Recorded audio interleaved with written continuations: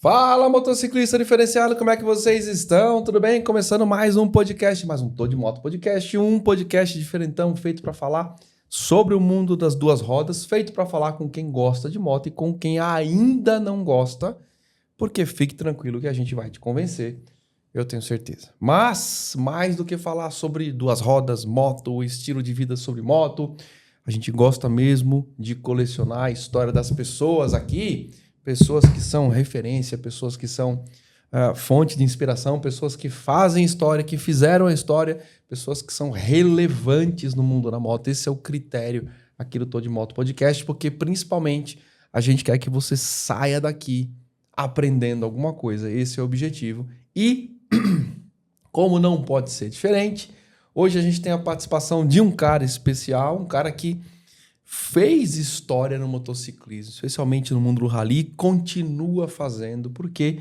lida com educação para moto. E todo mundo que lida com educação para moto é um pedaço da história, continua fazendo história. A gente está falando de um cara que você já conhece, porque você já viu no título do vídeo aí, mas é um prazer receber aqui com a gente Jean Azevedo. Palmas aí, plateia, por favor. Plateia, se liga aí. Bem-vindo, cara. Obrigado. Bem-vindo, Jean Azevedo. Jean é uma lenda quando se fala em rally, né? Então, vou apresentar o Jean rapidinho para vocês. Eu posso falar que o cara que tem uma carreira de quantos anos, Jean? Mais de quantos anos? Mais de 30. Mais de 30 anos. Com moto, né? Com moto. Ele vai contar um pouquinho mais aqui. Mas eu posso dar um carimbo para vocês aqui, né? Quantas vezes de Rally Paris-Dakar? 18. Não, repete aí de novo aí. 18 vezes no Dakar. 18 vezes. O Jean pegou a época do Paris-Dakar, né? Depois pegou a época só do Rally Dakar. Sim. Houve uma mudança, você vê? Sim, sim. Então, ó, pronto. Tudo bem? Precisa apresentar mais alguma uma vez aí? Não precisa mais apresentar. Jean Azevedo é uma lenda quando se fala em rally. É um cara que, ao longo dos anos, construiu uma reputação como um dos maiores pilotos de rally da América do Sul e do mundo, porque a pessoa que vai 18 vezes pro Dakar, cara, eu não consigo nem ir ali, né? Ali 18 vezes no Dakar, Jean. Obrigado mais uma vez por ter vindo, obrigado pelo seu tempo, ao Jean, é um cara que tem uma agenda apertada, correria para gravar com ele, e a gente conseguiu um espacinho aí para bater esse papo, porque é importante também a gente percorrer aqui dentro do Tô de Moto todas as modalidades. E uma das modalidades que o Brasil tem história é rally. Não é isso? É isso. É isso, seu Jean. Jean, conte aí um pouquinho da sua história. Como é que começou a história com moto? Mas antes, peraí. Antes de você começar, vamos pular a etapa aqui não. Hoje tem a participação especial do Daniel, porque Douglas, sei lá o que ele tá fazendo. Ele não tá doente não, tá? Ele deve estar na academia, sei lá. E agora ele tá com essa de ir pra academia, entendeu? E então o Daniel tá aqui cobrindo o Douglas, né? Daniel, faça aí, meu filho, a chamada. Boa noite, pessoal. O microfone tá aberto aí, Daniel? Certeza aí? Boa noite, pessoal.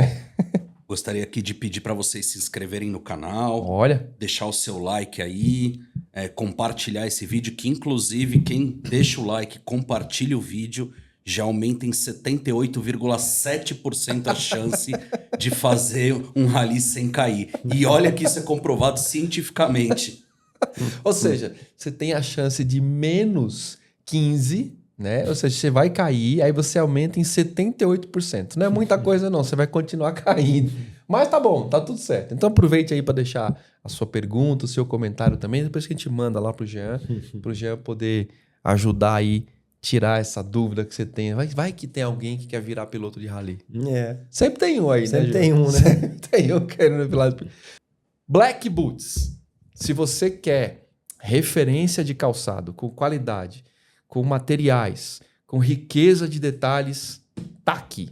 Black Boots. Black Boots é sinal de qualidade e esmero de construção, uma marca também genuinamente brasileira que preza pelo processo de construção e principalmente pela qualidade final do produto. Black Boots, tamo junto, obrigado demais. Vamos lá. Repsol, uma das líderes mundiais em óleos e lubrificantes de alta performance, com tecnologia de ponta e inovação constante. A Repsol oferece produtos que garantem máxima proteção e eficiência para o seu motor e uma linha completa de produtos acessórios. Confie em quem entende do assunto. Repsol, a escolha dos apaixonados por performance.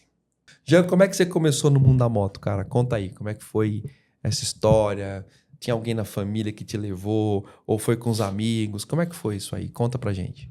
Bom, começou assim, a minha família, meu pai sempre foi aventureiro, né? Ele já faleceu, mas ele sempre gostou de andar de moto, sempre teve moto, andou de moto até os mais de 80 anos de idade. E o meu irmão também sempre gostou de moto e competiu. Ele é 15 anos mais velho que eu, né, o André. E também fez Paris-Dakar, tudo.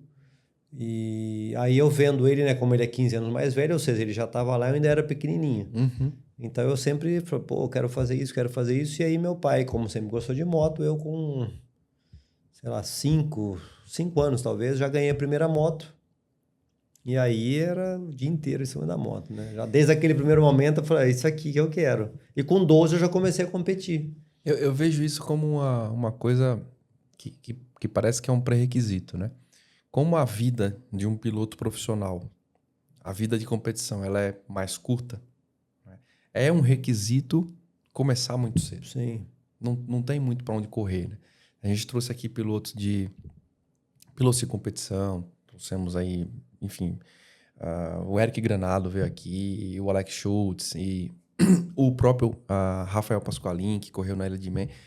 E todos têm essa característica. A Moara, você deve conhecer Sim, a Moara. Enfim, todos têm essa característica. Comecei com 5, 6, 7 anos. Acho que foi a Bárbara que veio aqui. A Bárbara, time Honda. Sim. Ela falou assim, eu comecei tarde. Eu comecei com 8 anos, 9 anos. Eu falei, como assim? 8 anos eu tava mascando barro lá, tava comendo barro lá. E, enfim, mas... Então, teu pai te deu a primeira moto com 5, 6 anos. Aí como é que começou esse negócio, essa paixão de competição? Como é que foi essa... Você via seu irmão, mas quando efetivamente você entrou pro mundo da competição? Não, aí eu, né, quando eu era muito pequeno, só andava no final de semana, assim, que a moto ficava em casa, mas eu não tinha como andar na rua. Então, final de semana a gente ia pro sítio, meu pai tinha um sítio, aí eu ficava o dia inteiro na moto. E às vezes quando tava feriado, eu ficava todos os dias lá, eu ficava na moto.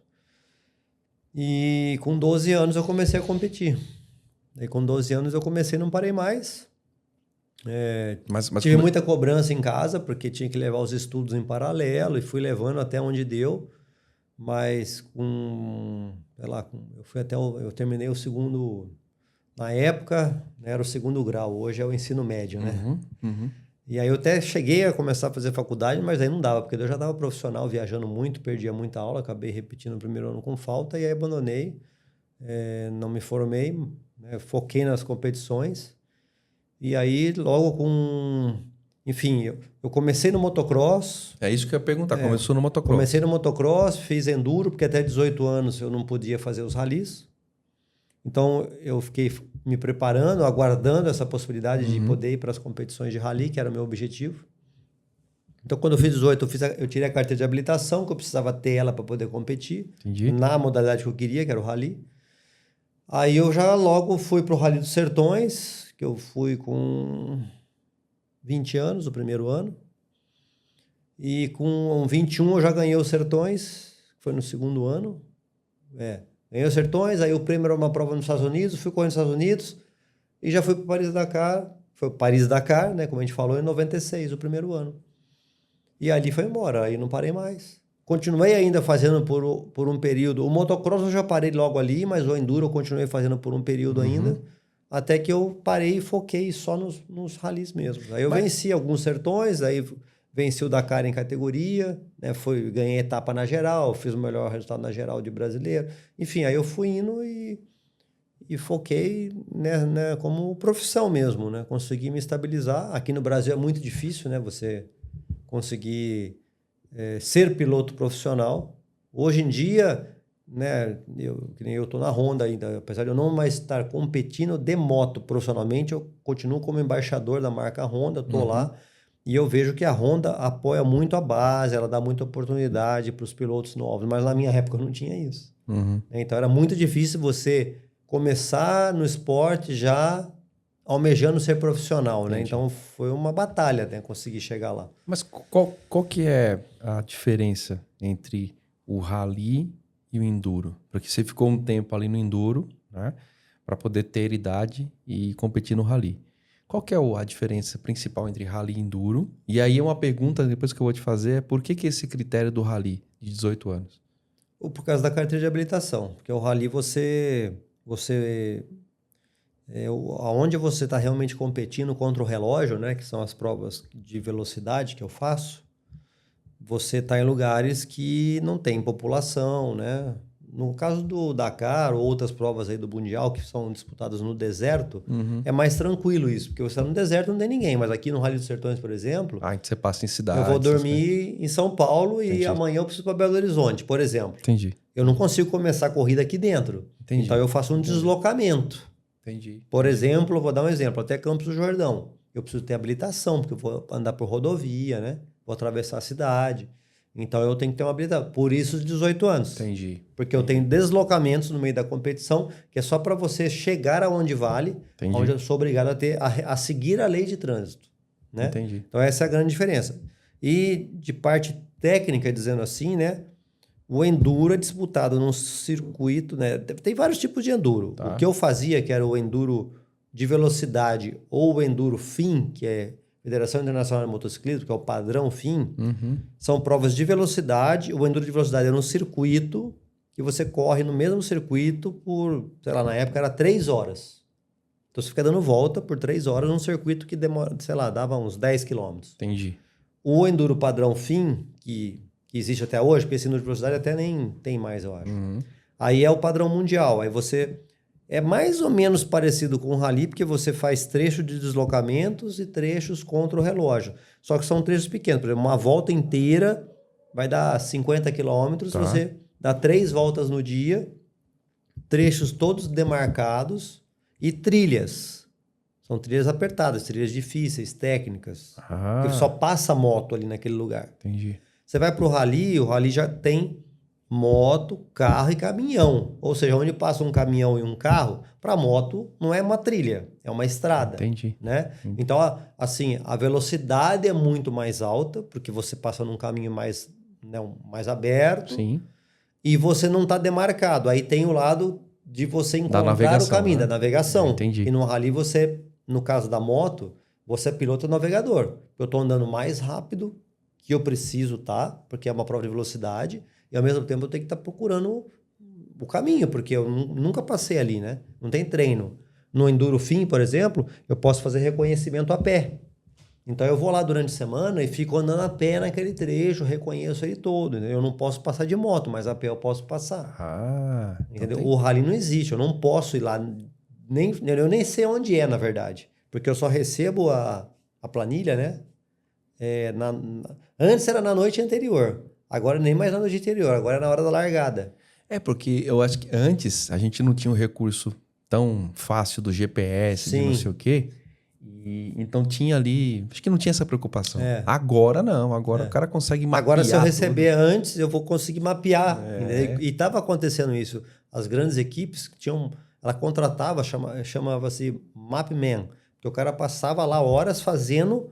Ele descobria onde era especial, né? Que é o do dia seguinte. Já Você tá brincando? Tinha uma prévia. Entendeu? É mesmo, cara. Por isso que os caras começaram a entregar a organização, a planilha. Agora você recebe praticamente na hora que você está indo largar. Não, e aí mudou muita coisa, né? Porque 96 o primeiro dali... O primeiro Dakar foi em 96. 96. Me corrija se eu estiver errado. Era torre, sim, né? Sem nenhum recurso de GPS, ou ainda tinha alguma coisa assim? Dá pra ver alguma coisa. É pouco. Era torre, né? Torre passando ali. Isso. Como é que era enfrentar um Dakar sem GPS, cara? Mas você sabe que hoje em dia não. Já faz alguns anos, né? Porque ficou muito fácil quando tinha o GPS. Entendi. Então, hoje em dia, o GPS é da organização, você é obrigado a usar um aparelho só, um tipo de aparelho só, Tá que é bom. alugado, Tá. e ele é bloqueado. Ou seja, o GPS, para mim, só aparece a bússola. Então é como se fosse navegar antigamente. Ah, então não tem caminho. Não tem, acabou esse negócio, porque ficou muito fácil com o GPS aberto, porque, entendeu? assim, eu lembro que teve a mudança da torre clássica, Sim. né, para a inclusão do GPS. Sim. E por um tempo teve um grande bafafá, Sim. né, que o GPS estava facilitando. Facilitou demais, não tinha mais errar caminho, né? E aí o que eu lembro também de uma discussão da federação, eu acho que talvez tenha sido essa mudança, como você tinha o GPS e não tinha que se preocupar mais com o caminho, as velocidades aumentaram. Muito. Aí começou muito acidente, Exato. começaram as mortes. Aí o que aconteceu? Começou a ter acidente e Sim. morte, e alguém falou assim, cara, isso é por Isso. causa do GPS, Isso. porque a galera não tá navegando Porque se mais. ele tem que navegar, ele diminui a velocidade. Exatamente. Então, E aí, hoje, apesar de ter o GPS, hoje a tecnologia é muito maior do que Eu antigamente. imagino. Mas a gente também hoje só tem a bússola. Porque o GPS ele aparece a bússola. Qual é que é a facilidade de hoje? Se eu me perdi lá, tô perdido, não sei onde eu vou, eu tenho um código de desbloqueio. Entendi. Eu vou desbloquear, vai dar todas as funções, eu vou sair dali. Só que a partir do momento que eu botei esse código, eu vou ter uma penalização muito alta que me tirou qualquer chance de resultado. Não, e eles conseguem enxergar se você abrir o GPS. Consegue na e tal, hora. tudinho. Não, hoje em dia é tudo controlado, é tudo online. Ele tá me vendo lá, ele consegue me rastrear, né? Consegue até falar comigo pelo aparelho, né? Ele me chama. Hoje em dia, se eu ficar parado, eu tive um problema na moto. Se eu ficar parado por sei lá, 5 minutos, alguém me chama no aparelho, que é tudo integrado, né? Ah, pelo GPS. Que é o rádio. Tem um sistema de rádio. Aí tem uma central na França Entendi. que fica controlando. Aí o cara te chama e pergunta, tá tudo bem? Porque pode ser um acidente, né? Aham. O cara não sabe. Aí você fala, não, tá tudo bem, tô mexendo na moto. Você responde, entendeu? Hoje é super... Antigamente, você parou no meio do deserto, meu velho. Só Deus sabe onde você tá, né? Ô, Jean, como é que foi essa transição? Qual foi o sentimento que você teve nessa transição? Eu sei que era uma coisa que você estava esperando, sair do enduro pro rally, que era o que você queria e tal, não sei o quê. Mas quando você correu o primeiro Sertões, que, cara, não é uma prova fácil, né? Ainda mais naquela época. Se o primeiro Dakar foi em 96, o primeiro Sertões foi quando? Foi que eu venci em 95, 95, um ano antes.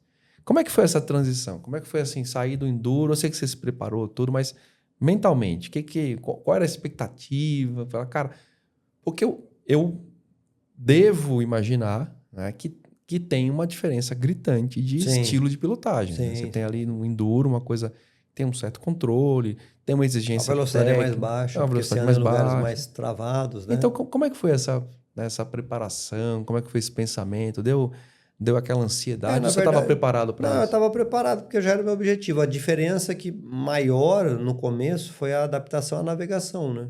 Porque no enduro a gente não tem a navegação, nem no motocross, que eu competia também. Então, hoje em dia, muitos pilotos fazem as provas de enduro de regularidade, que eu nunca fiz, para ir treinando essa navegação para o rally cross country, que a gente chama, né? Que é o rally, esses rallies de velocidade. E aí, só que na minha época eu não fazia, já tinha prova de regularidade, mas eu nunca gostei de regularidade, então eu não fiz. Então, eu acho que essa adaptação porque andar rápido eu já andava, né? Porque eu já estava nas competições, mas o adaptar andar rápido navegando que foi a maior dificuldade, sabe? Porque não adianta nada, né? É o que eu sempre falei, você ser muito rápido e ficar errando o caminho toda hora, não adianta nada.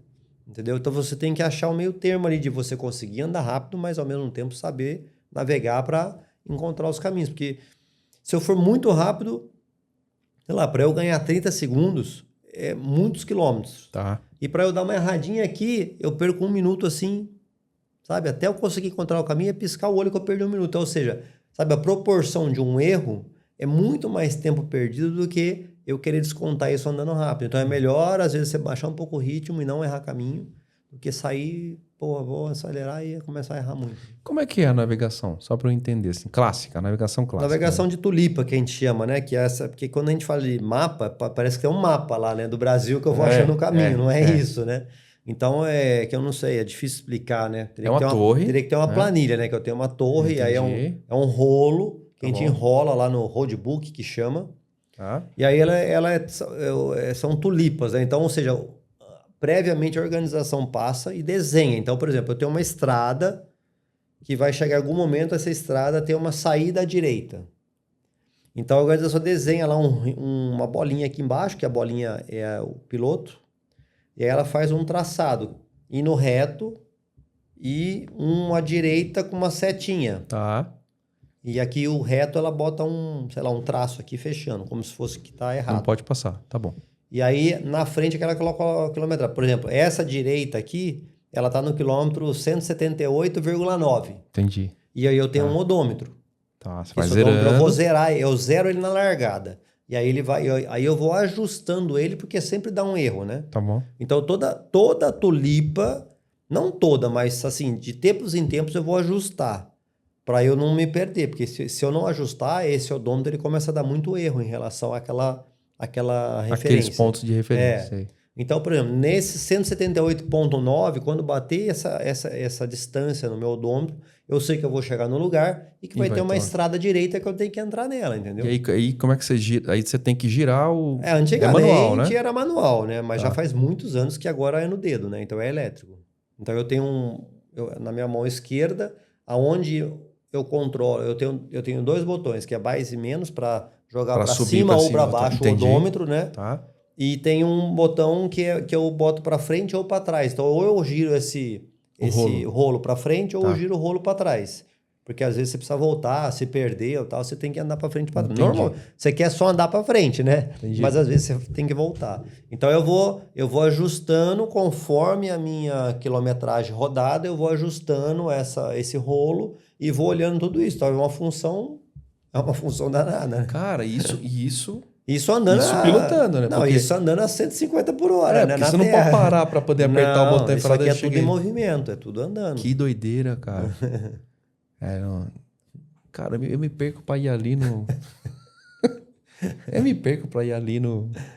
Eu tenho que usar o Daniel direto. Daniel, põe no GPS aí também, porque a gente vai se perder, entendeu? O Jean, e aí como é que foi o primeiro Sertões, a primeira vitória? Foi o primeiro rally que você correu? Hoje você, eu já tinha feito umas antes, provas menores e tal, Entendi. já tinha me preparado, porque antes... Hoje nem tem muito essas provas, mas antes tinha umas provas menores que chamava Baja. Hoje tem uns Bajas aqui no Brasil, mas ele perdeu um pouco a característica de que era o Baja mesmo, né? Uhum. Mas eu fiz umas provas menores, para ir entendendo o processo, né? E depois eu fui para os Sertões, foi muito legal, né? Eu tenho 7 vitórias nos Sertões, então... Assim, cada uma é uma diferente, né? Então, é uma emoção diferente, é um desafio diferente, é uma disputa diferente, né? Um adversário diferente. Vamos começar a falar dos Sertões. Ele foi tendo uma mudança de característica também, né? Os Sertões. Na verdade, ele foi se profissionalizando, né? Porque quando eu comecei lá atrás, ele também era bem amador, né? Como pro piloto também sempre foi difícil o patrocínio, para a prova também, né? Claro. Porque a modalidade no Brasil não é muito divulgada, né? Assim, o pessoal dos Sertões trabalhou muito, né? O Sertões começou com o Dionísio Malheiros, que tocou a prova até 96, se eu não me engano. Uhum. Aí depois o Marcos Moraes assumiu, aí ele fez um puta de um trabalho, ficou até 2019, se eu não me engano. Aí ele que profissionalizou a prova, botou a prova onde está hoje, assim, de padrão, de nível mundial. Aí em 2019... assumiu um grupo, né, que hoje acho que são 4 sócios, aí também deu outra cara, né, porque o Marcos levava aquilo ali, a paixão dele, mas também o negócio. Então, assim, ele fez um puta trabalho, mas agora assumiu esse grupo que agora virou um negócio mesmo, né? Então virou o Sertões, é um entretenimento, então já se criou o Sertões Bike, agora tem o Sertões Kitesurf, então virou mais, né, um entretenimento, a marca Sertões. E a prova também, com mais investimentos, com mais, né? Eu acompanhei a prova desde o começo, né? Então eu vi, é o que eu brinco, né? Que eu e o Sertões andamos em paralelo, porque ele me ajudou muito nessa carreira internacional, né? Porque eu fui correndo fora, fui fazer Paris-Dakar, fiz outras provas do Mundial.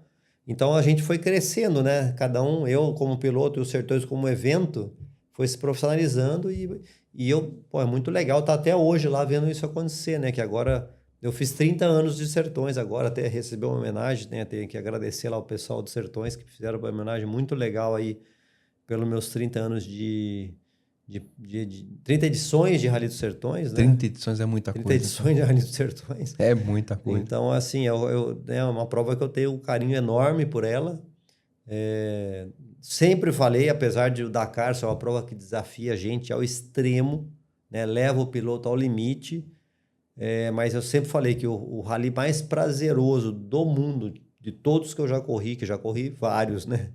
Os Sertões é disparado o mais prazeroso que tem de se fazer. Porque o Dakar é sofrimento, sabe? É o você superar limites. A gente já vai falar dele, mas o que os Sertões têm de tão legal assim? É as provas, é o desafio, é a mudança de característica de piso, né? De você sei lá, você começar da serra, ir para o sertão, terminar na praia, sabe? Você não ser aqueles dias extremamente longos, então você você consegue terminar no meio da tarde, aí no box você tá lá, você tá com a tua equipe, você tá com teus amigos, sabe? Então, assim, é prazeroso demais os Sertões. Nenhuma outra prova que eu fiz me dá o prazer. A característica da prova, né? De ser disputada em caminhos, que eu gosto muito, né? Diferente do deserto, né? Que o deserto é muito traiçoeiro, te deixa numa tensão. Você andar no limite no deserto é um risco, né? Porque é muito traiçoeiro, diferente, porque quando você anda num caminho, você consegue prever o que você vai encontrar. Uhum. No deserto, você não prevê nada, porque aquilo ali muda toda hora, né? Você não tem aqui é assim, assim, as dunas é assim, ou, sabe? É diferente. Então, é uma tensão muito maior. Então, para mim, os Sertões é a prova mais prazerosa que tem. 7 vezes campeão. 7 vezes. Maior campeão do Rally dos Sertões. Como é que foi vencer a primeira vez? Vocês lembram da sensação? Tipo, venci a primeira vez. Sempre, sei lá, é que já foram outras, mas é sempre a primeira vez. Foi lá em Natal, foi a chegada em Natal. Mas tem alguns Sertões, né? Em termos... E pode ser com vitória ou sem vitória, né? Que foi, assim, um rally especial. Você tem na cabeça e fala, cara, esse ano aqui foi especial. Tem algum... Acho que teve 2. O primeiro foi 2004, que a minha filha nasceu em junho e eu ganhei a prova em julho. Um mês depois, ela tinha um mês de vida, eu ganhei a prova. Foi minha primeira... A Mariana, né? Minha primeira filha. Depois veio o Bruno. Mas ela tinha um mês, né? Acabou. Então foi bem legal. Isso aí marcou. E depois foi uma prova que eu não venci, mas foi muito também disputada, que foi 2014. Foi uma prova que valeu pelo Campeonato Mundial. Uhum.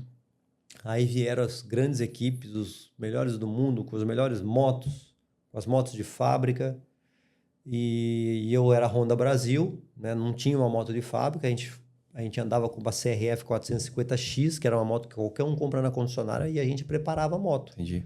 Contra as motos top do mundo, inclusive a Honda HRC veio aqui, que era o tipo oficial lá do Japão, e as outras marcas todas, né?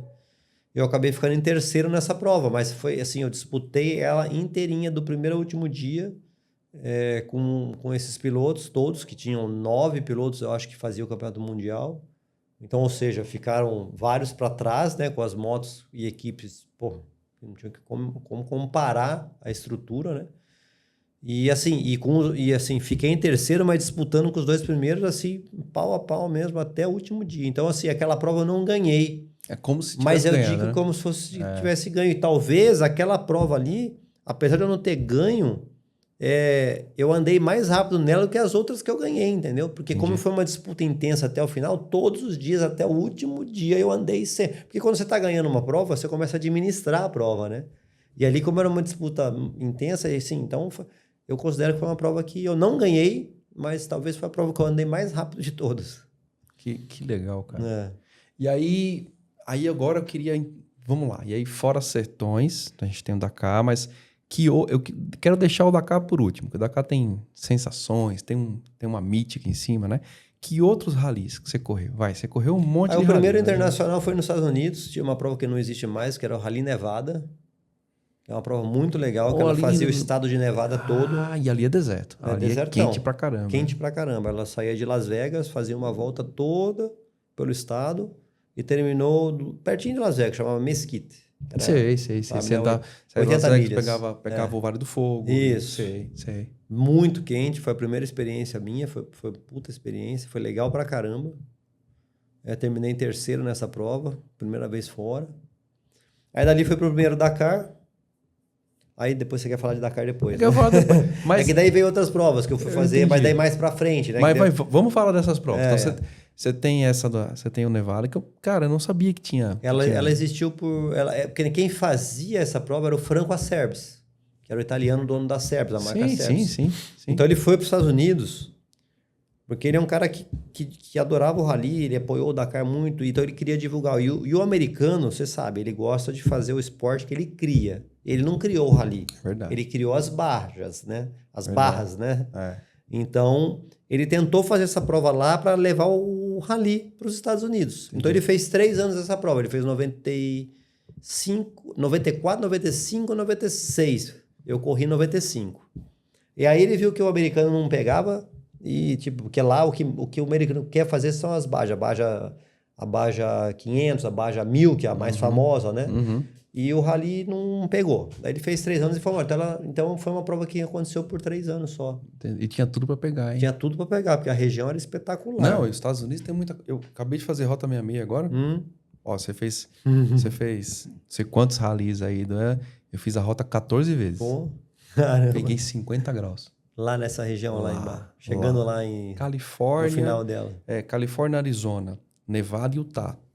E tava muito quente. Na Califórnia, entre Califórnia e Nevada, né, tava mais ou menos assim, ó. Tava a maior onda de calor dos últimos não sei quantos anos. E eu peguei 50 graus, né? Não era a sensação, não. Sim, tava dando 47, 48, 49, 50. Tava variando na Rota 66, né? E a gente tava andando de Harley, porque lá é Harley Davidson. Cara, as motos paravam. Parava assim, 7 motos, 8 motos de vez. Ela dava superaquecimento e parava, parecia um rally. E aí os caras ficavam tudo preocupados, né? Não, parou a moto, chama o carro de apoio. Eu fiz, não, relaxa. Desliga a moto aí e espera. Aí a gente ficava 10 minutos embaixo do sol quente, cozinhando, né? Tomando água quente, sei lá o quê. Batia a moto, ela pegava. Mas ela pegava e rodava mais meia hora. Depois ela, parava de novo. Você entendeu? Era um sofrimento ao longo do dia. Até que ali por volta das 5 horas da tarde. 5 horas da tarde, cara. Vai vendo. Elas sobreviviam até mais ou menos a hora do almoço. Meio-dia e meio, 1 hora. Aí entre meio-dia e meio até 4 horas da tarde era o período mais quente do dia. Era o pico de calor, né? E ali elas sofriam, cara. Então, eu manejava o caminho para entre 1 hora e 3, 4 horas. A gente chegar em algum lugar, parar bastante tempo para bater uma foto, não sei o que.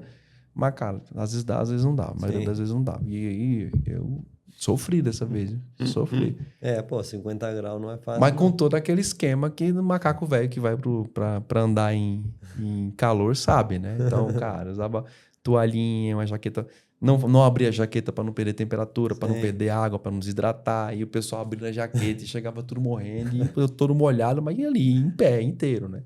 Mas, enfim. E aí... Esse dos Estados Unidos. Depois, algum rally que te chamou a atenção? Vai lá. Na tua história. Daí teve alguns. Aí teve eu fiz alguns na época, porque os Emirados, hoje o rally chama Rally de Abu Dhabi. Na época ele chamava de Dubai. Mas era nos Emirados, enfim, a prova é no mesmo lugar, né? Aí lá eu fiz algumas vezes lá. Uma vez eu tive uma experiência lá de desidratação. Devia ser também. Também é quente, também é desumano o negócio. Também a gente está competindo nesse nível que você comentou agora. E aí eu tinha saído de uma prova no Peru, que eu devo ter comido alguma coisa que não estava legal. Eu já fui direto, fuso horário, já não estava bem, com comida ruim. Chegou lá, larguei. E no segundo, terceiro dia, nas dunas, foi até engraçado, porque eu nunca tinha desidratado, né? Eu andando lá. Essa prova, ela tem uma característica que é só areia. Porque quando você está no deserto, não é só areia, né? Às vezes você pensa, só na areia. Não é, muita pedra, muito tudo. Essa prova é só areia, só duna, 100%. Entendi. E aí eu comecei, assim, durante o dia, eu comecei a me sentir estranho, eu perdi a profundidade. Eu olhava a duna, não sabia se ela estava, sabe, ela tá ali ou ela tá lá, né? Aí eu fui me arrastando até o abastecimento. Quando eu cheguei no abastecimento e falei lá para a equipe médica que eu estava decidido, na hora o cara me pegou e falou, você tá fora. Porque os caras morrem sem perceber na desidratação, né? Ele na hora me pegou, pôs no helicóptero, soro, hospital, passei a noite e saí fora da prova. Então foi uma experiência diferente. Ô, Jean, como é que navega na duna, velho? Qual que é o ponto de referência na duna, Não cara? tem diferença. Daí você está navegando pela bússola, né? Ah, então é quilometragem grau de bússola. É quilometragem e grau de bússola. Entendi. Aí não tem caminho. O war piste, que a gente chama, que seria o fora de pista. Então você tem quilometragem, o cara fala quilometragem tal, CAP, né, que é o grau de bússola tal. Aí você vai andar tantos quilômetros lá que ele vai te falar. Aí passou lá tantos quilômetros, ele vai te falar. Quando você chegar nesse quilômetro, você vai fazer esse grau. Entendi. Entendeu? Só que a diferença é que eu não estou voando, né? Então eu não consigo fazer o grau que o cara pediu por tantos quilômetros. Vai ter uma duna que eu não subo, vai ter um lugar que eu não consigo atravessar. Aí eu vou ter que fazer contornar para poder voltar pro... Aí isso que é o problema no deserto. Porque na hora que eu saio para fazer um contorno de alguma coisa, como que eu vou saber que a linha certa que eu tava? Aí é o problema, entendeu? Aí é a experiência, né? Para você conseguir voltar pro grau que seria o certo. Porque lá na frente você tem que bater esse grau naquela distância que ele pediu, né? Cara, que doideira esse é o problema. Isso aí, cara. É difícil. Aí é a experiência. É muito mais difícil que navegar aqui no nosso Rally dos Sertões. Porque aqui, como eu te falei, é tudo referência física, né? Eu entendi. Lá não, lá é bússola, entendeu? Agora, deixa eu te fazer uma pergunta, que eu vou me referenciar ao episódio do Rafael Pasqualin, né? A Rafa teve aqui, ele falou da dificuldade, cara, que era, enfim, levar a moto para competir. Ele não conseguia levar a moto, ele comprava a moto. Aí uma vez ele pegou a moto alugada, outra vez ele quis comprar, comprou, aí o cara comprou de volta, aí ele levava as peças. Como é que era? Assim, como é que era essas provas todas que você ia, né? A Honda mandava a moto, ou vocês tinham algum esquema de, cara, quanto tempo levava essa moto para chegar? Porque, enfim, 90 e pouco, a gente tá falando de container, de navio, né? Então, né, nessa época eu não era Honda, né? Eu era outra marca. Ah, entendi. Na época de Honda, a Honda sempre fazia a logística toda. Mas nessa outra época, no começo, a gente tinha que fazer a logística, mas a logística não saía do Brasil, então era fora de mão pra caramba. Então a gente organizava uma logística na Europa, porque a prova saiu da Europa, né, teoricamente, na época. E depois, com os resultados que eu fui tendo, aí eu comecei a ter a logística feita pela própria marca. Mas como era na época da Europa? Vocês compravam a moto, vocês alugavam? Sim, comprava. Ah, essa era a minha pergunta. Comprava na Europa. Nesse começo, né, ainda até eu ter o suporte, a gente comprava, te organizava, fazia. Levava as peças, tinha um tempo de preparação da moto? É tudo lá, porque os 3 primeiros anos era tudo de lá, tudo original. Depois que eu consegui... Eu fui levar o meu mecânico mesmo, que é o Geraldo Lima, que foi comigo, sei lá, 20 anos ou mais. Eu consegui levar ele comigo, porque os 3 primeiros anos eram mecânicos de lá mesmo, eram mecânicos franceses que estavam acompanhando. Então o Geraldo ele só foi comigo no 4º ano. Então só nesse 4º ano que eu tive a moto como eu queria ter. Entendi. Daí nós já desenvolvemos, já levamos peça daqui, já preparamos a moto, já fizemos. Que foi quando eu comecei a ter resultado. A ter resultado. Porque nesse 4º ano, eu ganhei a minha categoria, fiz 5º na geral, no meio dessas equipes de fábrica toda. Eu era um privado, né? Eu ia lá, era eu e meu mecânico contra o time de fábrica. Era um private team. Era um private team, exatamente, né? Então, assim, era um Davi contra Golias, né?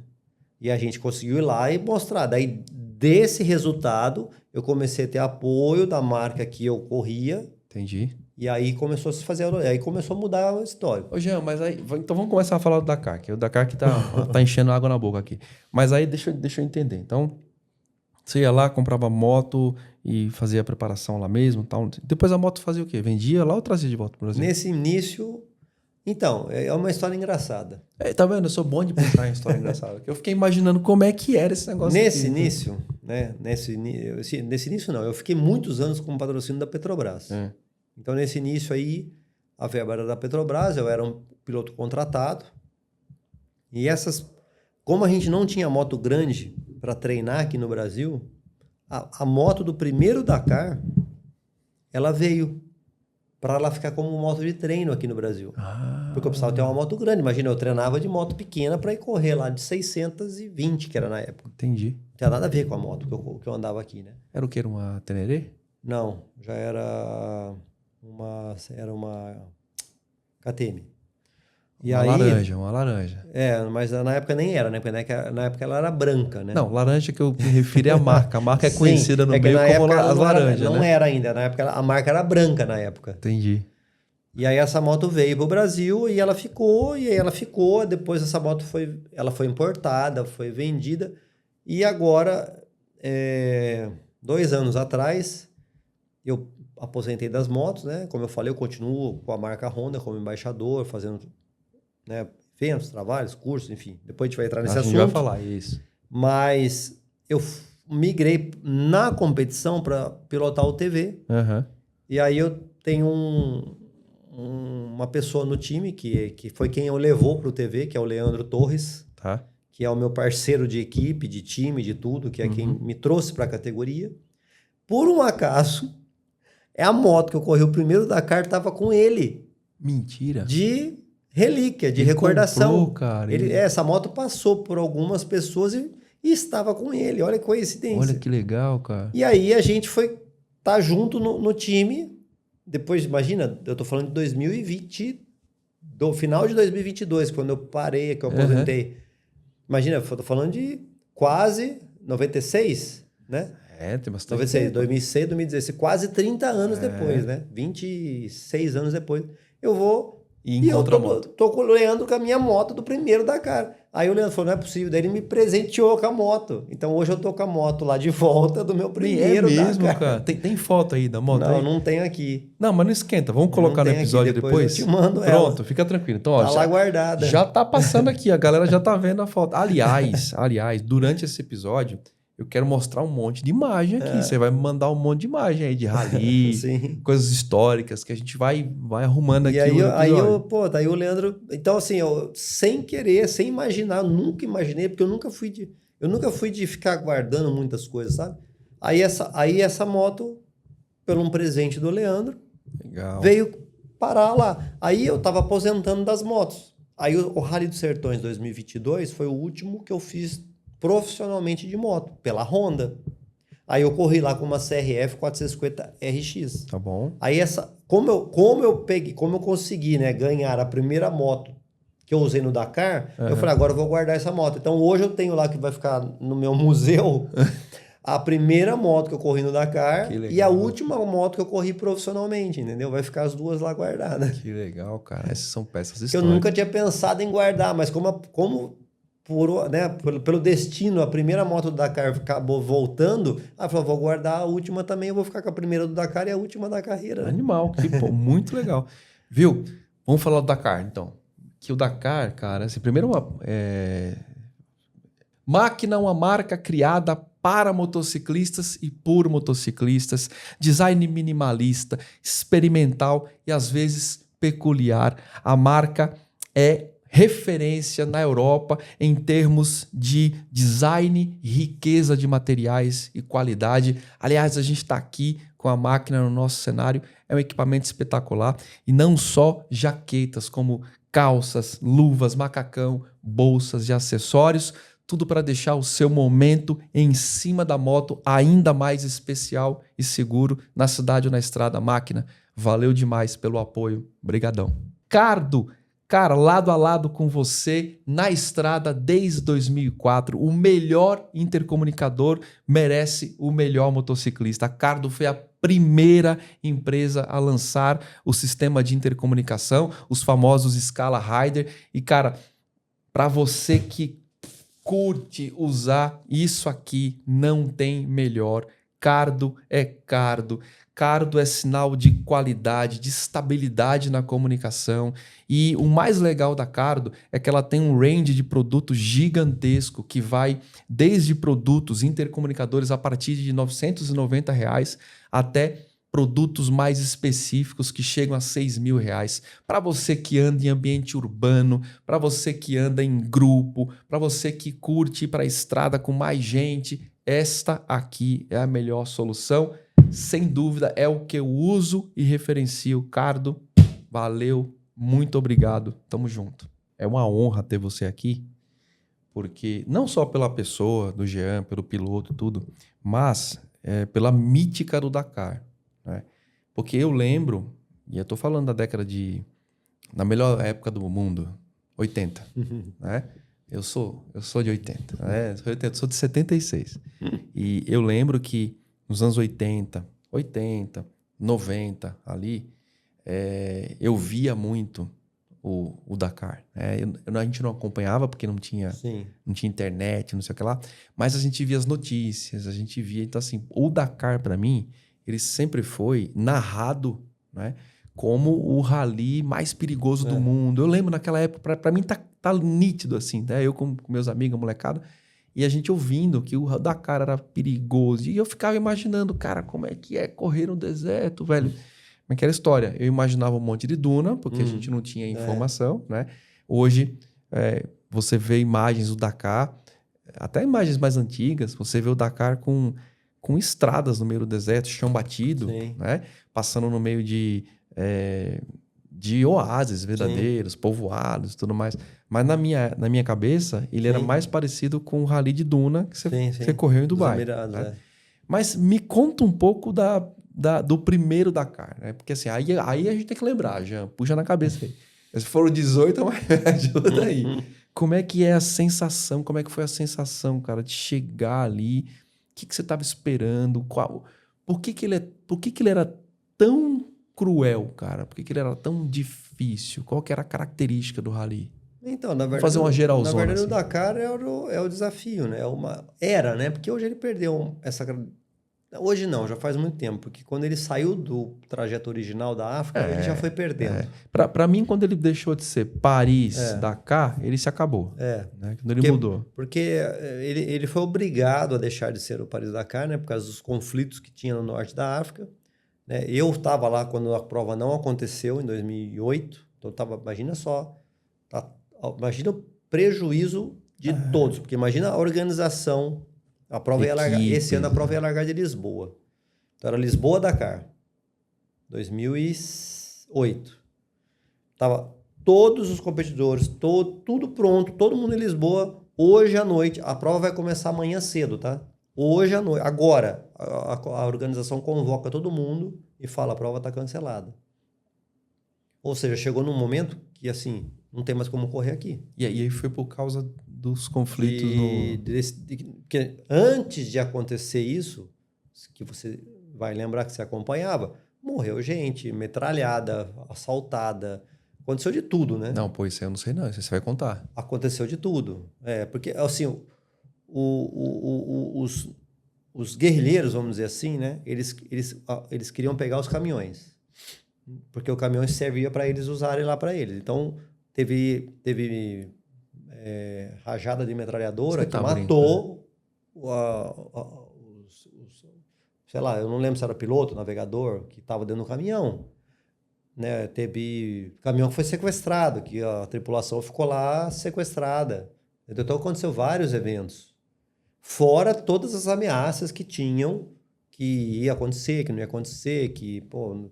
Né, teve ano que a prova a organização teve que se movimentar, mandar aqueles aviões Antonov gigantes para colocar o rally inteiro dentro para atravessar um país que estava em guerrilha. Entendi. Porque não podia passar, entendeu? Aí imagina só você sair, sei lá, eu não lembro agora, mas você tem que voar, esse país você não pode passar mais agora. Aí para não parar aquela prova que tá o mundo inteiro lá, o cara faz uma operação gigantesca de aviões voando para passar aquele país e começar a prova de novo ali na frente. Meu Deus do céu, cara. Entendeu? Aí chegou numa hora que não dava mais. Aí o cara saíram de lá e vieram para América do Sul. Aí foi perdendo. Porque daí perdeu... Porque é o que eu falo, o Dakar na África, além do desafio da competição, esse desafio extra-campo, pra gente, era um psicológico do caramba. Então, você tinha que lidar com a competição e com toda essa tensão extra-campo, né? Não, isso fazia parte no final das contas, fazia parte do negócio. Porque você ia pra lá e falava, eu não sei o que vai acontecer aqui, entendeu? Então você tava competindo, cara. Todo aquele desafio, desgaste, a superação, e ainda fala, pô, e se esse louco aqui me dá um tiro aqui, entendeu? Sei lá, é terra de ninguém aquilo lá, né? Então você tinha um estresse envolvido fora da corrida, né? Então por isso era um negócio desafiador. E fora que naquela época, lá no deserto, era zero, foi o que você falou, era zero comunicação. Não tinha telefone, mídia social, não tinha coisa telefone, nenhuma. não tinha nada, Não ninguém tinha nada. sabia. Eu saía daqui para ir correr lá, eu ficava Incomunicável. sei lá, incomunicável 3 Incomunicável. semanas, entendeu? Ninguém sabia o que estava acontecendo. O Jean, qual que era o trecho, o país assim, mais complicado, aquele que vocês tinham mais medo? Falar assim, cara, aqui vai dar ruim. Tinha De risco externo, de risco externo. De risco vai. externo- Depois a gente fala de pilotagem. Mali. É Porque mesmo, Mali cara. era tipo o lugar mais tenso ali, porque inclusive nessa época que a prova não teve, que foi aquela época ali de 2001 para frente, que foi a época do como é que chama lá o cara do atentado lá dos Estados Unidos, que depois morreu, O Osama? o Osama, Tá. que era o Al-Qaeda, né? Ah, Eles usavam o Mali como um treinamento dos guerrilheiros, dele lá, terroristas e entendeu? tudo Então mais. eles tinham o centro de treinamento dos caras, era no Mali, entendeu? Que doideira, do Bin Laden cara. lá, do Al-Qaeda. E vocês passavam ali... E a gente passava no Mali, entendeu? Então sempre era um risco. E esse ano de 2008, que não aconteceu a prova, segundo o que a organização passou pra gente, é que o serviço secreto francês interceptou conversas lá que ia ter um atentado, Na prova. porque tinha americano correndo, entendeu? Tá merda. Aí ela chegou e aconselhou a organização a não largar. E aí a organização não largou. Entendeu? E aí foi quando a prova saiu da África. Daí ela veio para a América do Sul, ficou muito tempo aqui, né? Uns 11 anos, se eu não me engano. E agora está lá na Arábia. Assim, na América do Sul ela já perdeu. E agora perdeu de novo. Porque apesar da Arábia estar lá, né? Não está na África, mas está lá no Oriente Médio, mas não é a mesma coisa. Tem uma né? dificuldade Não é a e também mesma não tem o coisa, mesmo não glamour, é, né? Não é. Ô, Jean, e... Cara, que doideira. Eu tô aqui imaginando. Eu tô fazendo, na verdade, você tá falando, e eu tô fazendo uma viagem pra minha época de jovem. Jovenzinho lá, que eu ficava ouvindo. E eu lembro de ver notícia no Jornal Nacional, vai Sim. vendo. Porque... Na época, teve uma época que a Globo cobria, né? Então, era Jornal Nacional, não sei o quê. Não tinha nem spot espetacular, não tinha coisa nenhuma disso aí, cara. Pai, vamos lá. Acho que tinha, 90, 80 e pouco, 90, devia ter lá alguma cobertura esportiva, mas não era assim 100%. Era um negócio que tinha flash, notícia, Sim. né? E eu lembro de notícia do Jean correndo, não sei o quê. E os pilotos brasileiros estão classificados, assim, assado. Mas, cara, eu não imaginava esse Porque isso aí contexto, não, cara. só quem tá lá que vive, né? Que doideira, Porque cara. esse é o extracampo, né? Isso aí é só quem... Ah. E fora isso aí tudo, naquela época tinha dificuldade, porque, assim, a gente lá hoje em dia, da América do Sul para frente, né? Porque lá a prova toda, ela era... O deslocamento da organização era aéreo.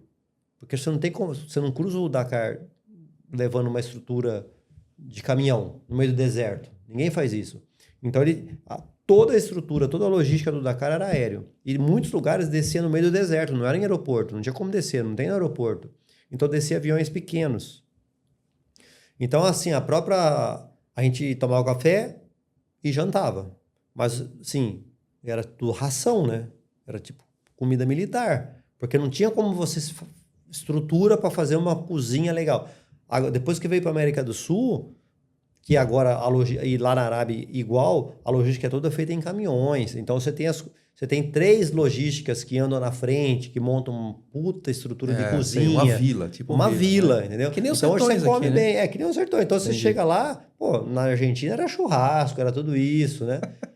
Então, assim, só quem teve na África que sabe. E quem teve lá na década de 90, porque é muito diferente. Não dá pra... Quem conheceu o Dakar da América do Sul pra frente, essa logística toda que teve, não tem ideia do que era o Dakar, Perdeu o africano. Perdeu o glamour.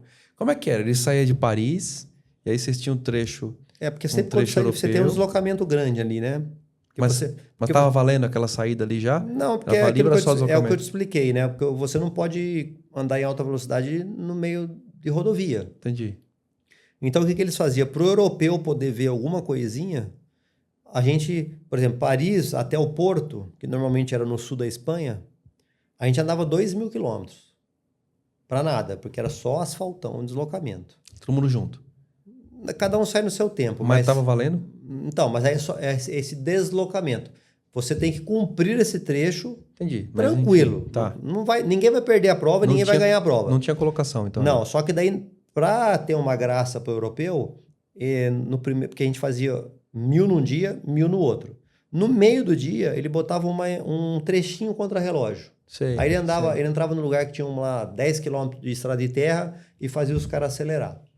E aí tinha uma multidão de gente ali vendo, nos 2 dias, entendeu? Só que pra gente de moto sempre era muito ruim, porque era frio pra caraca, se não era nevando, barro, entendeu? Que a gente foi lá pra preparar pra correr no deserto, e andando numa condição completamente diferente. Então esse trecho era muito chato. Aí, pô, enfim, aí fazia a travessia, né, do Mediterrâneo, aí começava a prova realmente começava a hora que entrava no Marrocos. Ela começava em Marrocos. O Marrocos, a gente entrava sempre pelo Marrocos, mas também entrou pela Tunísia. E mais lá atrás, aí entrava pela Argélia, né? Que era outro. Mas ele foi complicando essa parte das guerras internas, aí ele foi vindo para cá. Então, no final, entrava sempre Marrocos, às vezes Tunísia. Aí quando tinha... quando eles faziam parceria com o Gaddafi na época, né? Aí passava pela Líbia, porque se ele autorizava, estava tudo certo. Então a gente passou pela Líbia. Cara, olha isso. Então, porque quando tem o ditador, se a organização faz lá o acordo, a gente está livre, né? É melhor passar ali, porque ninguém vai mexer com você, claro, do que passar na terra sem lei, entendeu? Então, quando a gente passou pela Líbia, que está autorizado, pode passar tranquilo. Ninguém vai te fazer nada, doideira, entendeu? Cara. E como é que era? Bom, imagina, era uma prova raiz o negócio, Sim. né? Como é que era o lance do socorro médico, do acompanhamento da organização com todo mundo? Era difícil, perto de outro. Era difícil. Você falou raiz, aí já lembrei de uma coisa, que naquela época, hoje em dia, se você for no Dakar, todo mundo dorme em motorhome. Porque então... tudo motorhome. Hoje eu vejo a vila, aqueles montes de motorhome. Só, naquela época era todos, inclusive os pilotos de ponta, era todo mundo em barraca, não tinha motor. Porque como é que o motorhome vai entrar lá no meio do deserto da Mauritânia? Não entra, entendeu? Mas quem levava as barracas lá? Os aviões da organização. Você tá brincando? Era assim, cara. A gente é que assim, as equipes maiores tinham os caminhões grandes, que são 6x6, que chegava lá. Os caras levavam muito mais coisa. Mas nós, que a estruturinha era nada, principalmente no começo, o que a gente usava? A estrutura que a organização fornecia. Então a gente tinha uma caixa de metal, que era 1/4 dessa mesa, e tudo que eu ia fazer no rally por 3 semanas tinha que caber naquela caixa. Aí tinha barraca. Tudo que você pode imaginar. E a comida? A comida era a organização que fazia. Ela fornecia pra gente. Mas como era o suporte? Suporte médico? Por exemplo, quebrou a moto. Como é que era o suporte da equipe? Você senta lá, não tem equipe. Você senta lá no deserto e espera o caminhão vassoura que vai passar lá no outro dia. É sério? Sei lá quando ele vai passar. É sério mesmo? Eu fiquei já uma vez. Eu fiquei quebrado. Eu quebrei meio-dia, ele pegou no outro dia 6 da manhã. Eu dormi no deserto. E aí, já? Como é que foi, cara? Como é que foi isso aí? Conta isso aí, foda. cara. Tem que ter muito controle emocional. Não, mas peraí. Calma. Peraí. Pronto. Tudo bem, vai. Quebrou. Aí você viu com a moto parada, quebrou o motor. Legal. Aí você tentou fazer alguma coisa. Não tinha nem o que fazer, quebrou, explodiu. Você levava ferramenta naquela época. Não, hoje mas explodiu leva. O motor, esquece, você tá quebrado, você não faz nada. Beleza, aí você ficou lá parado. Aí você falou, agora tem que esperar, não tem comunicação, não tem porra nenhuma, tudo bem. Agora, quando o cara se machucava? Não, aí quando o cara se machucava, a gente levava uma baliza. Na época, esses aparelhos que eu te falei que tem hoje, que o cara te rastreia online, vê, não sei o quê, na época ninguém sabia nada. Ninguém falava com você, ninguém nem sabia onde você estava. Tá. Mas a gente levava uma baliza que era a última emergência que a gente tinha. Se você tivesse um acidente, se você estivesse perdido, que não sabia onde você estava, você podia ligar essa baliza. Aí você torcia para ela funcionar. Que ela emitia um sinal no satélite. Sei. E a organização falava, tá piscando um sinal ali, manda o helicóptero lá pegar o cara. Tinha que estar de dia, né? Porque se for à noite, o helicóptero não voa. Não, tudo bem. Então você se machucou, tá todo quebrado, se você conseguisse apertar. Ficava na roupa? Ficava, mas daí a regra é que se tem um piloto inconsciente, machucado, o primeiro que passar tem que parar para ajudar. Entendi. Então, se eu não tenho capacidade de ligar a baliza, o outro tem que parar. Desde que eu esteja no caminho certo, né? Porque se eu estiver no caminho errado e cair, ninguém vai passar ali. E aí? Aí você vai morrer lá no deserto. Já aconteceu? Não sei se aconteceu. Talvez lá atrás, sim. Assim, que eu vi, não. Eu já vi morte de acidente. Tipo, do cara tá na rota certa, mas o cara caiu muito forte e morreu de trauma, Entendi. né?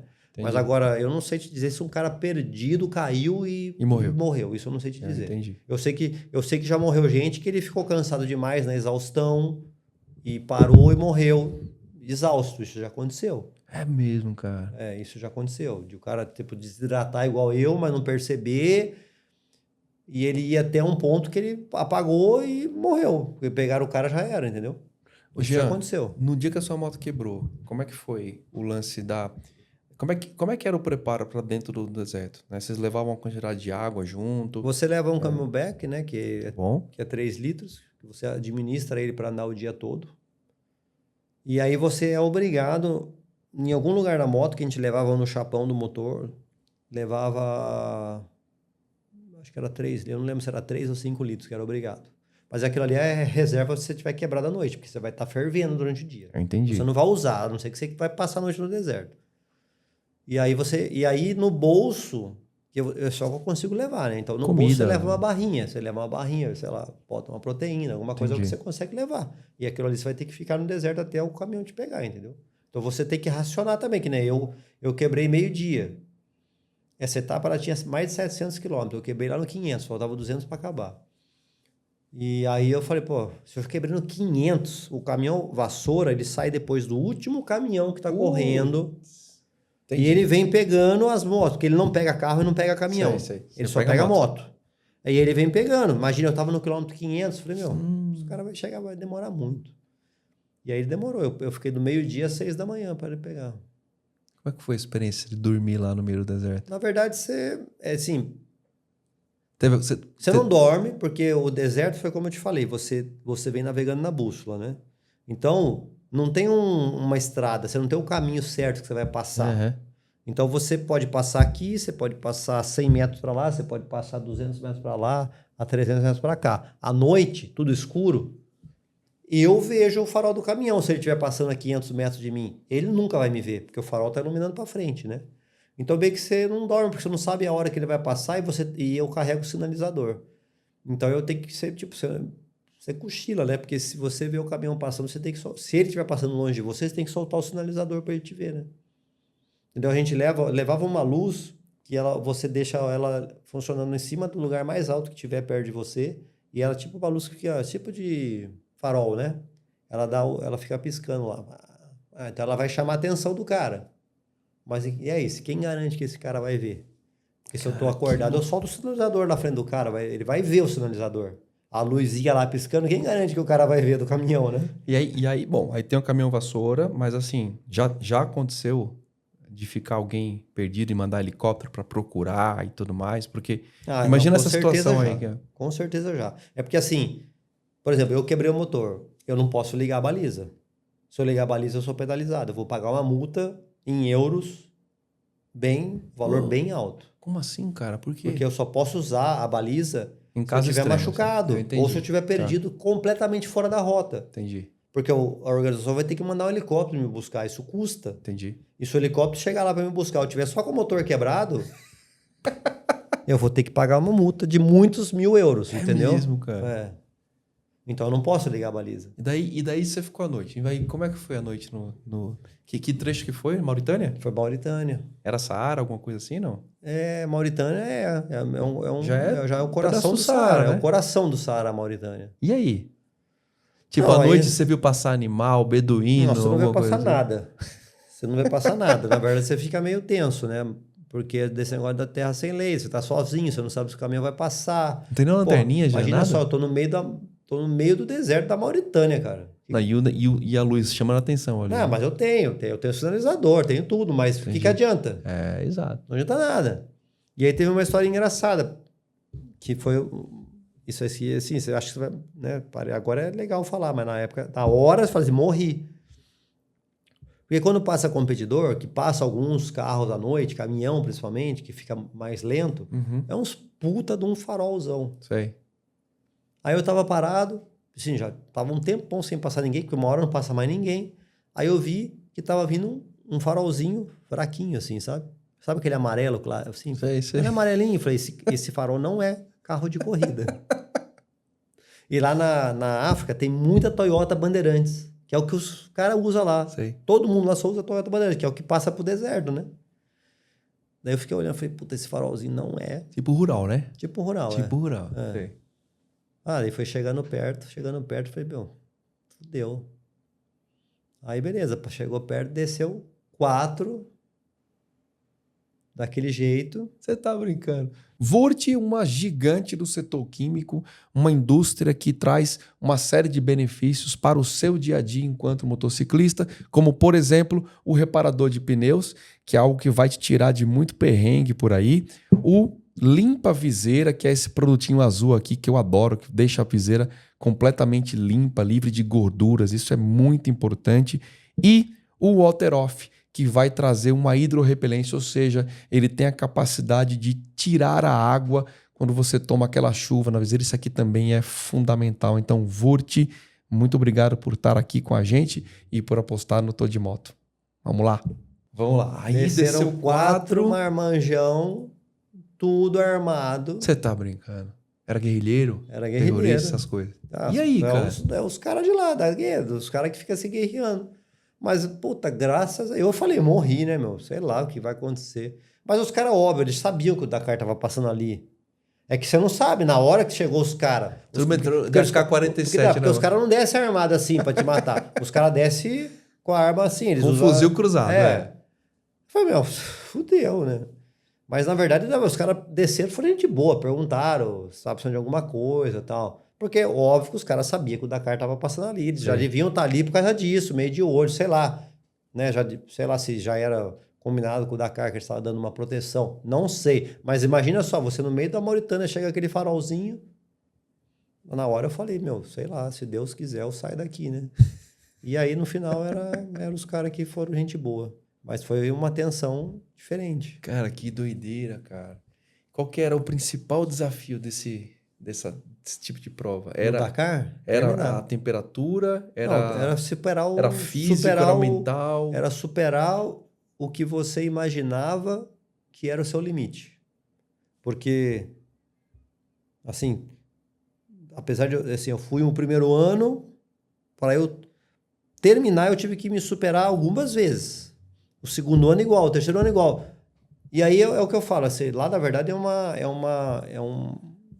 sei lá, você muda a forma de encarar a tua vida para tudo, né? Porque você supera tantas dificuldades que você, quando chega aqui, qualquer dificuldade não é mais dificuldade. É verdade. Entendeu? Então, para mim, foi uma escola de vida. Não é só uma corrida, fazer o Dakar. Foi uma escola de vida mesmo. Então, tudo que eu enfrentei lá, para mim, até de reclamar, né? Que a gente vê o brasileiro reclamando tanto. Eu falei, meu, você não tem ideia do que meu... Teve vezes que eu tava no meio do meio do Mali, da Mauritânia, sei, qualquer lugar lá, que eu sei que eu tô a, sei lá, 1000 quilômetros de qualquer lugarzinho que tem qualquer estrutura, tem um cara sozinho no meio do deserto com um camelo. Eu falei, esse cara vai pra onde? Quando? Quanto tempo esse cara vai chegar, O que tá cara? fazendo ali, cara? Entendeu? E outros lugares que você passa em vilas no meio do deserto, que você vê os caras morando que, cara... Assim, meu, o que eu tô reclamando, cara? Eu vivo no paraíso, entendeu? Então, assim... É louco isso aí. É louco, entendeu? Você é outra...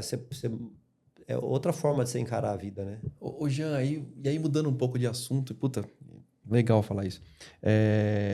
Hoje em dia eu vejo... E tá tudo bem, porque é a época, né? Mas eu lembro do Eric sentado aqui, o Eric Granada, ele falando assim, cara, eu tenho... nutricionista, tenho preparador físico, eu tenho não sei o que lá, tenho não sei o que lá, tenho não sei o que. Naquela época não tinha nada disso. Como é que era a preparação para fazer uma prova dessa, cara? Você lembra qual que era a rotina meses antes?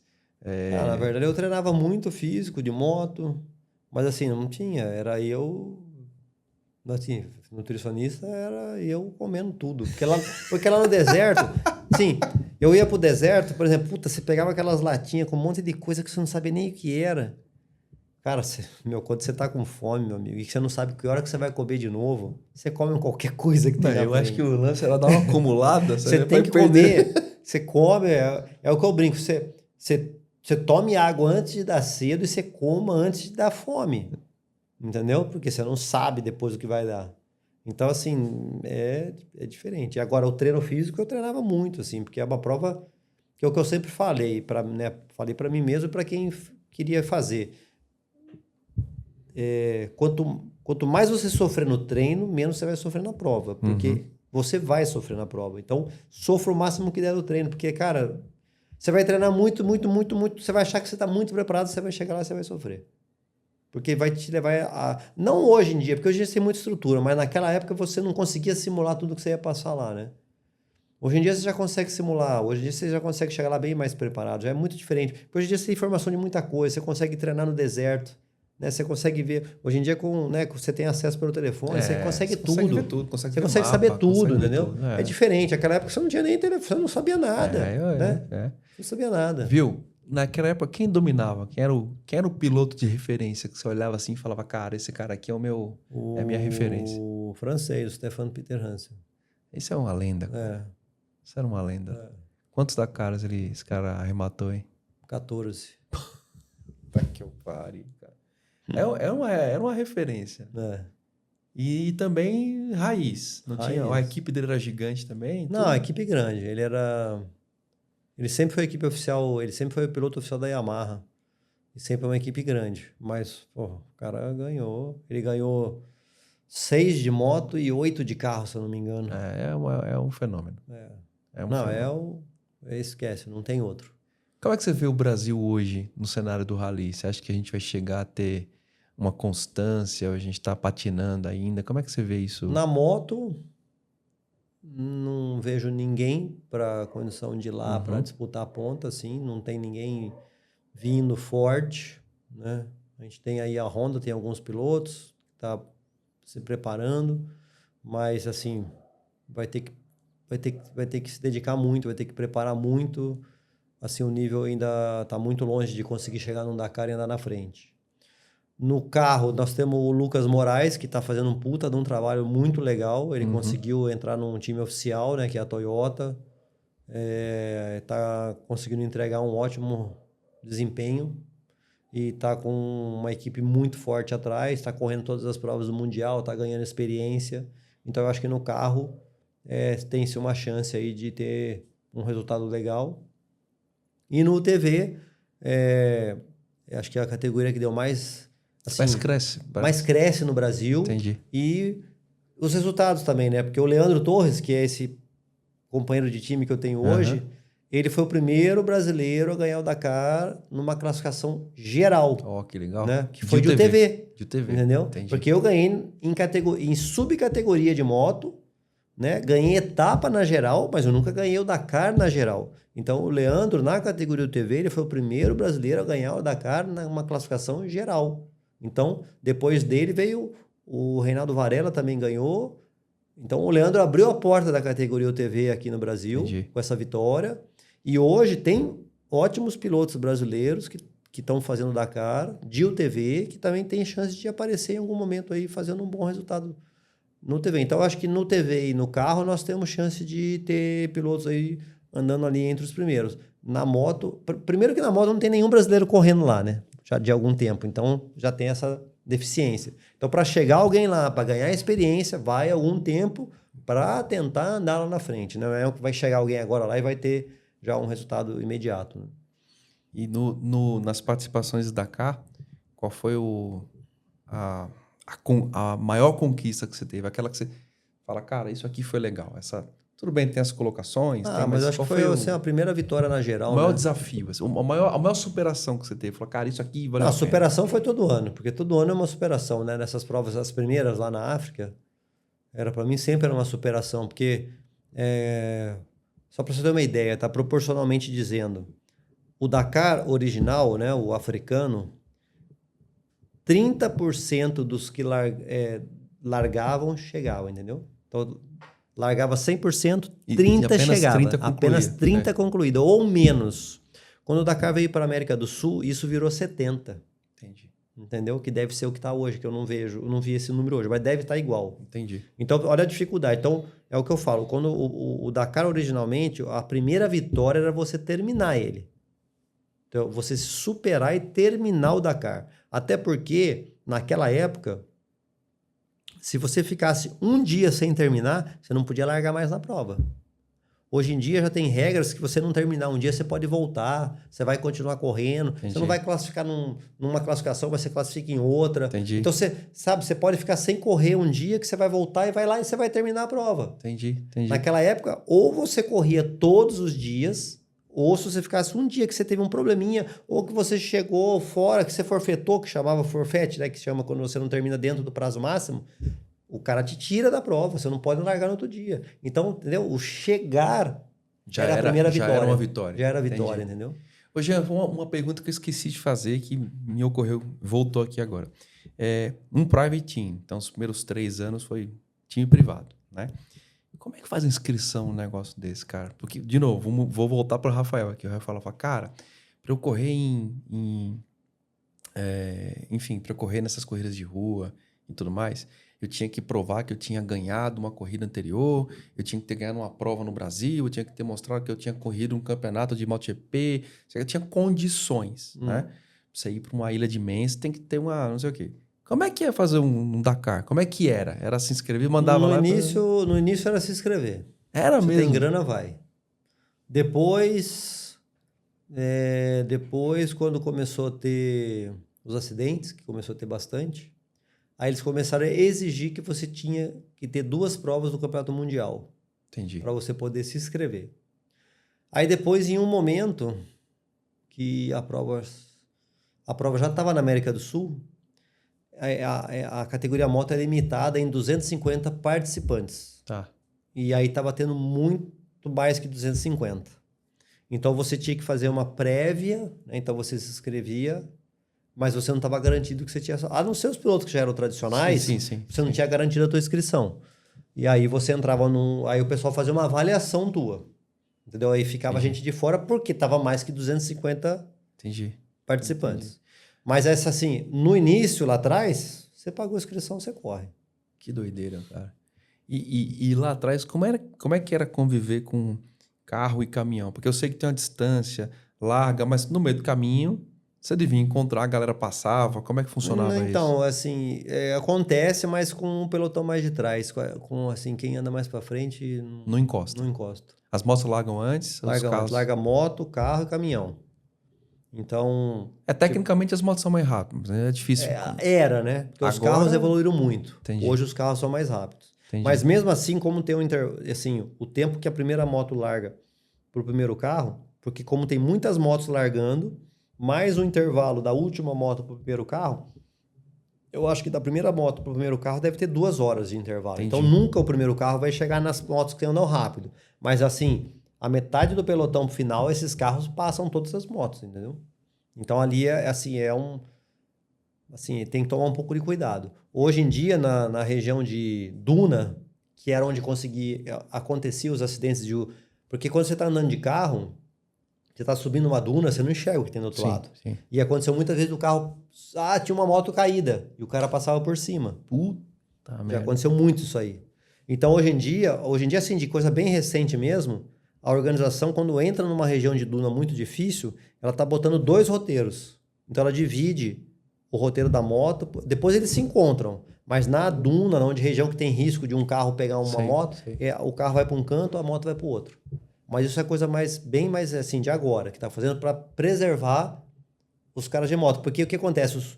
Os profissionais de carro são aqueles que estão andando mais rápido, estão pegando os amadores de moto, entendeu? Então é o profissional, imagina, uma velocidade absurda com um cara de moto andando lento. Aí fica realmente perigoso, né? Que doideira, cara. Ô, Janzito, como é que estão as coisas de hoje? Então, hoje você está no UTV, né? Que é um novo desafio. Então, vocês pretendem fazer coisas assim mirabolantes como Dakar, essas coisas aí? Tô começando no TV, tô gatinhando ainda, tô aprendendo. Mas você tá pilotando o seu ou você tá junto com Tô o pilotando. Leandro? A gente tem 3 UTVs no time, que sou eu, o Leandro e o filho dele, Thiago. Ah, então você vai voltar pro Dakar logo, logo. Não Vai sei. se encontrar com ele logo, logo Não de sei, novo. vamos ver. Por enquanto o projeto é ganhar os Sertões, né? A gente tá com o Entendi. projeto de ganhar os Sertões Boa. e estamos aprendendo, como eu falei, para mim é tudo novo, né? Então eu não conheço, assim, já fiz o segundo ano agora, né? 23, 24. Tô aprendendo bastante, ainda tô aprendendo, já consegui me evoluir, mas lógico que quem sou eu para falar que essa galera que tá correndo há 10 anos de UTV, eu vou chegar e vou Sim, já claro. dar na... Então tem um tempo de aprendizado, mas o objetivo é ganhar o Rally dos Sertões aí, esse é o sonho e a gente está trabalhando para isso, né? E não sei, falar que eu não volto pro Dakar eu não vou falar, mas assim, no primeiro momento não tem nada planejado. Boa, boa. E os cursos, como é que conta um pouco do Jean hoje? Que o Jean deu uma aposentada na moto, mas assim, de competição. Sim, Ele continua ainda ativo Não, na duas moto. rodas né? é paixão, né? Como eu falei, comecei muito cedo, 5 anos de idade já estava sobre a moto, né? Em cima da moto. E aí mesmo, né? Como eu me aposentei de competição em 2022, mas eu continuo como embaixador da marca Honda, então a gente tem, né? Eu continuo fazendo os cursos off-road para dentro do programa Red Rider da Honda, né? Que é aquele programa de relacionamento, experiência. Dentro do mesmo programa eu tenho as expedições, né? Então a gente tem alguns tours que são os menores, expedições que são maiores.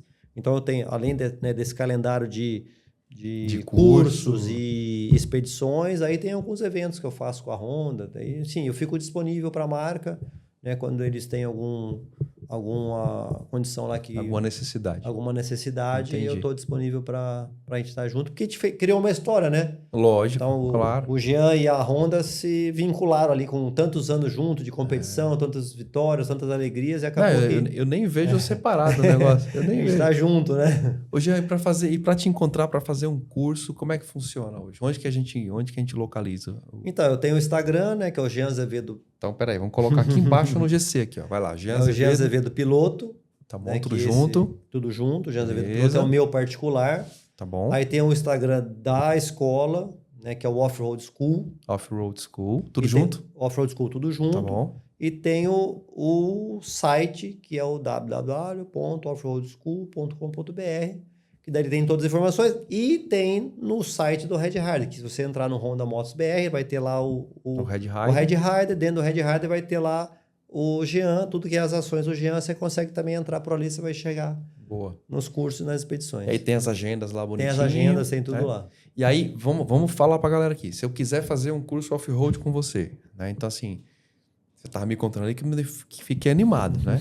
Não quero ir com a minha moto. A Honda disponibiliza. Então, lá no preço do curso, você vai Já ter lá tem uma Honda. Africa Twin. A Honda disponibiliza, né, que a gente faz esse trabalho em cima da Africa Twin nos Boa. cursos, né, e nas expedições. Então, a gente tem a Africa Twin 1100, tem na versão Adventure, tem na versão L, tem na versão DCT. E tem versão MT. Então, Que tem legal. todos Tem os tudo. gostos, né? O objetivo é que realmente o aluno ou o aventureiro que vai para uma expedição com a gente possa conhecer a Africa Twin, né, todos os modelos comigo, né, qualquer dificuldade, eu vou estar na terra, no on, porque as expedições a gente anda on-road e off-road, né, o curso é mais off-road, mas enfim, é a oportunidade de estar conhecendo uma Africa Twin, todos os detalhes comigo, né, e aprendendo a pilotar, né. Sem dúvida. Não, e também gerar negócio. Eu imagino Sim. que muita gente faz ali uma expedição e depois compra uma Africa Depois Twin. acaba comprando uma Africa Twin, porque a Que moto é é uma puta muito moto. legal. É uma puta moto. É uma puta moto. E as expedições também é muito legal, porque é uma galera, sempre uma galera muito gente boa, que gosta de aventura, a gente tem roteiros bem legais, né? Como é que são as expedições? Quais são os roteiros, assim? Vamos Então, rapidão. agora, eu não sei quando que vai ao ar aqui, né? Mas agora no feriado 15 de novembro a gente vai ter o Tour da Fé, que ele faz o caminho da fé, sai de Águas da Prata, que legal. vai até Aparecida Boa. do Norte, né? Então esse é um tour pequenininho. Aí a gente tem um da Argentina que a gente sai de Foz do Iguaçu, vai para o norte da Argentina, faz Andes, sobe lá na altitude, não chega a cruzar Chile, mas pega uns lugares bem legais, que o Dakar na América do Sul, a gente passou por ali, então é uma região que eu já passei lá com o Dakar. Entendi. Então a gente passa até alguns lugares, eu levo a galera para passar em alguns lugares conhecer, legais para né? conhecer. Tá. Tem Santa Catarina, que é o Vale Europeu e o Circuito das Araucárias. Boa. Então tem alguns trajetos, né, que a gente tem o principal deles, que é assim, que é a cereja do bolo, vamos dizer assim, que é a expedição Rally dos Sertões, né? Que é a expedição Red Rider Rally dos Sertões, que daí ele faz em paralelo com a Rally dos Sertões. Olha, que legal. Então você tem essa expedição que o Rally dos Sertões vai fazendo, ela vem em paralelo, então todo final do dia ela tá no box, acompanhando a prova. Todo mundo, né? Que bacana, cara. Durante o dia, tem dia que ela vai para o lado mais conhecer lugares novos do Brasil, Sei. e tem um dia que ela vai ver o rally passando. Então você tem como ver um pouco da competição e um pouco descobrir o Brasil novo, né? E ela vai em paralelo aos sertões. Então depende muito do roteiro dos sertões. Então quando o sertão vai para o Nordeste, ela vai acompanhando para o Nordeste. É muito legal. Essa é a cereja do bolo do programa Red Rider, que é a Expedição Rally dos Sertões. Então, que legal, tem vários, cara. tem para todos os gostos, né? É só entrar lá e escolher qual que quer fazer. Nós estamos chuviscando foto aqui. Você tá passando aí só para deixar a galera. Legal. Eu já tô com água na boca aqui nesse Tem que ir negócio lá aí, fazer cara. um com a gente. Que legal, cara. Que bacana. Então é fácil para encontrar o Jean no Instagram. E, cara, é uma sumidade, cara. Assim, de verdade, assim, fico... de verdade. Você fez parte da minha juventude, né? Legal. E Obrigado. apesar de não ser entusiasta de off-road, como eu te falei, Sim. apesar de ter uma formação on-road, Sim. né? Mas cara, tudo que envolve pilotagem e tudo que envolve pilotagem técnica, não interessa a modalidade, me encanta, cara.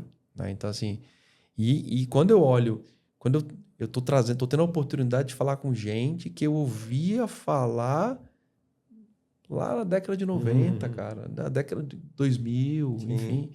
E é uma honra, cara. O cara, 14 vezes de Dakar. 18 vezes no Dakar. Eu tô até errando aqui o negócio. Cara, 18 vezes no Dakar não é pra qualquer um. Não é pra qualquer um. Cara, parabéns. Eu não sei nem o que eu vou falar mais aqui que é relevante. Ô, Jean, de novo, cara, uma honra ter você aqui. E puta, te parabenizar. Obrigado, né? obrigado. O prazer é meu. E te agradecer pelo serviço ao esporte. Né? Porque, porra, você abriu os olhos de muita gente para o lance do rally, para o lance do enduro. Né? Quem quer chegar no rally, mas tem que passar pelo enduro. Para o lance de olhar para o rally e falar, cara, isso aqui não é para mim não, vou ficar aqui no enduro mesmo. Mas para o lance da aventura com a moto. Né? Você vê, eu não sou entusiasta, mas eu gosto da ideia, faço uma imagem de puta, pegar a moto, subir uma montanha, pegar lá de cima, olhar um puta de um vale. E aí você tem que manjar um pouco de off-road, não tem jeito. É o que eu brinco, né? Os lugares mais legais você só vai chegar pela terra, né? O asfalto não te leva até lá, né? Não, eu vou... Depois a gente vai conversar aqui, cara, que eu vou juntar o útil ao agradável. E eu queria, de novo, te agradecer. Agradecer a Honda também, porque apostou em você, cara. Quantos anos a Honda tá com você? Né? Muitos anos. E fez acontecer quantas vitórias, quantas derrotas, até uma constância no negócio. Né? E, pô, a BF também. A BF tá... Né? Quanto tempo você tá com a BF? Putz, eu vou te falar que deve fazer uns 30 anos, viu? Porque então a BF foi pro Dakar muitas vezes. Foi, todos, eu acho. Todos, porque quando ela lançou o 3 Sport... Né, que comemorou, eu acho que comemorou 30 anos agora o 3 Sport. Eu que corri com ele nos Sertões, foi o lançamento, entendeu? Então eu fiz o lançamento do 3 Sport, se foi 30 anos, é 30 anos, pô. Tá com a BF correu o Dakar várias vezes também. Já vários, todos, eu acho, todos que eu fiz devem ser de BF. O pessoal da BF é muito, como é que eu vou dizer? Eles são muito fiéis, né? Sim. O Oswaldo é muito parceiro, né? A gente tá... Eu acompanhei também todo o crescimento deles, né? Foi uma empresa, pô, muito legal, muito feliz de estar junto até hoje, né? É fantástico. Enfim, cara, isso não é normal, não é? Não é normal. Você ser um piloto que, normalmente, os patrocinadores, eles mantêm ali enquanto o cara tá rendendo. Né? Depois que o cara dá uma parada, vai falar, veja bem, tem outro. Não é normal. Não é? É normal porque tem uma história, porque é o Jean, porque o Jean dedicou, porque o Jean é uma lenda viva do negócio. Já é a maior referência do Dakar que a gente tem. Então, aí sim tem que ser normal. Sim, daí isso é uma coisa legal, né? Porque eu consegui fazer um trabalho assim sério, que deu resultado. É verdade. Com muita dedicação. e que hoje eu agrego. Então, mesmo eu não estando mais competindo, você vê que as marcas continuaram, né? Então, Não, a gente continua... Essa história do pela- motociclismo, cara. Você É entendeu? muito legal. Que eu falo que tem um capítulo especial. Tem capítulos especiais do motociclismo brasileiro. Né? E um dos capítulos o Jean escreveu. Isso é muito legal. É isso eu fico mesmo, muito isso é muito feliz. legal. E fico muito feliz de poder, né, tá contando aqui, né, essa história, né? Eu também, é uma honra que eu tô te falando, verdade aqui, é uma honra. E você que está assistindo também, sinta-se honrado, porque a beleza da internet agora, qual é? Daqui a 10 anos, Sim.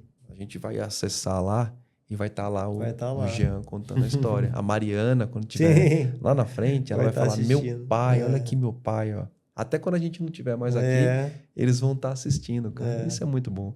Que bom eu ter contado a tua história, um pedacinho da tua Legal, história, né? obrigado. Ter guardado isso aqui e ter colecionado mais uma história aqui. Legal. Olha, você me inspirou. Amanhã eu vou fazer uma expedição com o Daniel. Nós vamos comer um hambúrguer ali no Lucky Friends. É uma expedição longa. Quantos quilômetros, Daniel? 80?